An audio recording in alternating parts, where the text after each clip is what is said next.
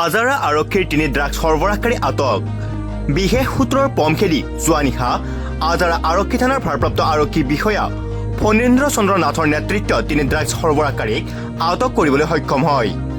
সাম্প্ৰতিক সময়ত এক সামাজিক ব্যাধিত পৰিণত হোৱা নিচাযুক্ত দ্ৰব্য বা ড্ৰাগছ সমাজৰ বাবে এক অভিশাপত পৰিণত হৈছে।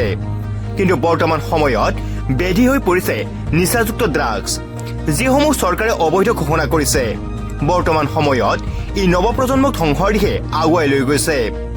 যোৱা নিশা আজাৰা আৰক্ষীয়ে 3 অভিযুক্তসহ নিচাযুক্ত দ্ৰব্যৰ 294টা বটলৰ লগতে 2খনকৈ বাহন জব্দ কৰিবলৈ সক্ষম হয়। ইতিমধ্যে 3 অভিযুক্ত ক্ৰমে কুতুৱালী, পুলক দাস আৰু ৰাজীৱ আহমেদক আৰক্ষীয়ে জেল হাজতলৈ প্ৰেৰণ কৰিছে।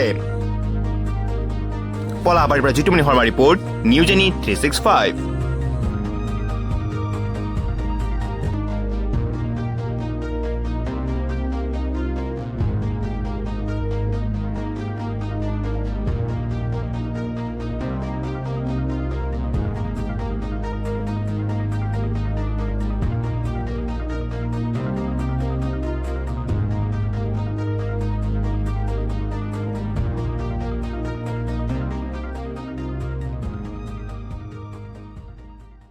Stay informed, stay ahead.